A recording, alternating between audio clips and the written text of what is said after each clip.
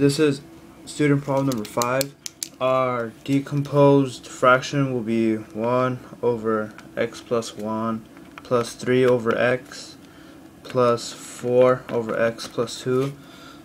So we're gonna compose these three fractions together into one fraction, and then we'll decompose it again, and we should end up with the same answer at the end. So our common factor for each one that's going to be on the bottom is going to be x plus 1, x plus 2. So for the first one, we need to add x plus 2 and x. So what we do to the bottom, we also do the top. So x plus 2. So therefore this would be x squared plus 2x over x plus 1, x plus 2. For a second one, it's missing x plus 1 and x plus 2. So x, and on the top, that would come to be 3x squared plus 9x plus 6, and we get that from having x plus 1 and x plus 2 multiplied, and then when you fold out, it would be x squared plus 3x plus 2, and then you just distribute the 3, so that's how we get 3x squared plus 9x plus 6. So for 4x squared, it's missing x plus 1. So when we add that,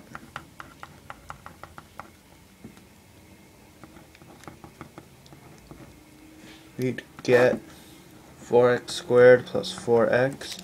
So now that we have all of them with a common denominator, we can just add like terms together, and from that we'd get 8x squared plus 15x plus 6 over x plus 1, x plus 2. So now this is the part where we decompose the fraction. So we have our each individual part, which we can label as a over x plus b over x plus 1 plus c over x plus 2. So again, we have to put the denominators alike to have all of them need to have a common denominator. So x plus 1, x plus 2, x plus 1, x plus 2. So looking at a, it'd be a x squared plus 3ax plus 2a, because when we fold this out, and again it also goes to the top, so let me show you guys.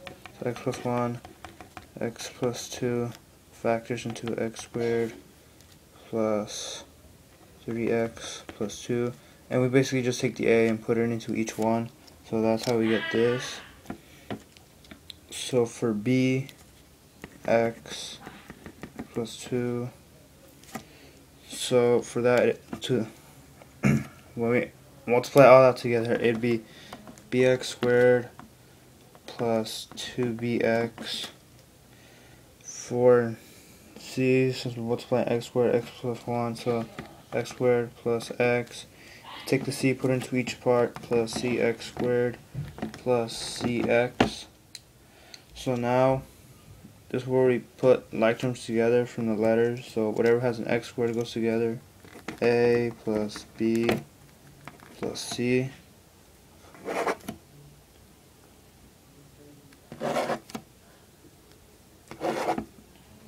And then we put the ones that just have an x together. So like this one, 3ax. So that just 3a, and that would go with 2bx, and we just put 2b. And for c, since that one also an x, plus c. And then for the last one, since we just have 2a, no other letters by itself, so 2a would be alone. and we would set these equal to these three numbers. So the ones that had an x squared would be equal to 8, the ones that just had x would be equal to 15, and 2a would just be equal to 6. So first equation would be set equal to 8, second to 15, and last to 6. So the first letter that we can solve for is a, so divide by 2, a equals 3. Now for the next part, since we just can't simply plug in a and find another variable because there's 3 of them, we can eliminate 1. And the one we can choose to eliminate is c because it's by itself. So for the first one we could just multiply it all by a negative. And we get negative a minus b minus c equals negative 8. So set it equal to this equation, set these equal, so now it's a system, so we can eliminate the c's, and we can eliminate, so we would have 2a plus b equals 7. So now that we have 2 and we know what a is, we can just plug in 2 and solve for b. So 2 parentheses 3 plus b equals c, 6 plus b equals 7, minus 6 minus 6, b equals 1. So now from this equation we can plug in a, b, and to just solve for c. So a was 3 plus 1 for b plus c equals 8, plus 1 is 4, plus c equals 8. Subtract 4 on both sides, and c equals 4.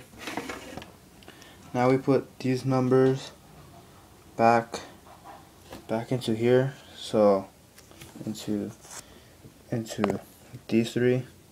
So what we got for a, we put it up here, we got for b, we put it up here, and we got for c would be put up here.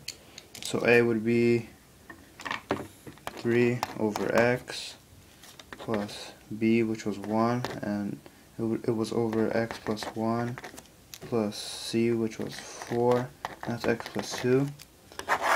So that's our decomposed equation, and as you could see, that was the exact same to what we started with up here.